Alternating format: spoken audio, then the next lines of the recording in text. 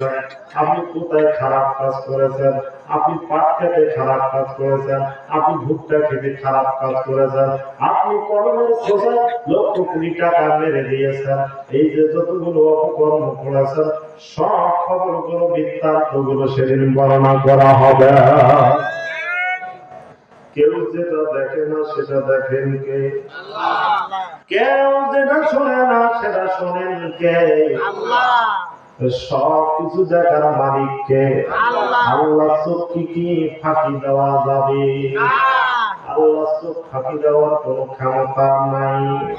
একদিন হযরতে মুসা কালিমুল্লাহ আল্লাহকে কয়, আল্লাহ তুমি কি ঘুমাও না? আল্লাহ প্রশ্ন করছে, আল্লাহ তুমি কি ঘুমাও না?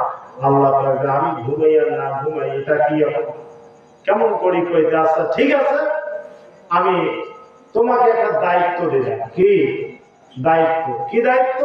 কাজে তুমি হাতে একটা পাত্রে পানি নেবে, কিতাবের মধ্যে আছে।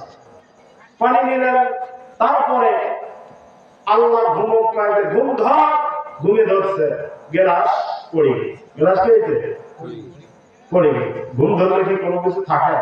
আর লক্ষ কোটি টাকার এখন খরচ গাড়ি, হ্যাঁ তুমি না কিছু নিয়ে খাবার ফেলে দেয়, কি দেয়?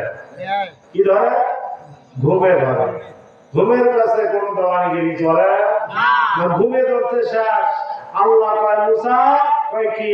কয় পানি কই, গ্লাস কই? কয় যে না। কেন? ঘুমে ধরছে। ঘুমে ধরতে ফেলে দিলা। তুমি কিছুক্ষণ আগে তুমি আমার একটা প্রশ্ন করছিলে যে আল্লাহ তুমি কি ঘুমাও না? আমি এখন কি কই?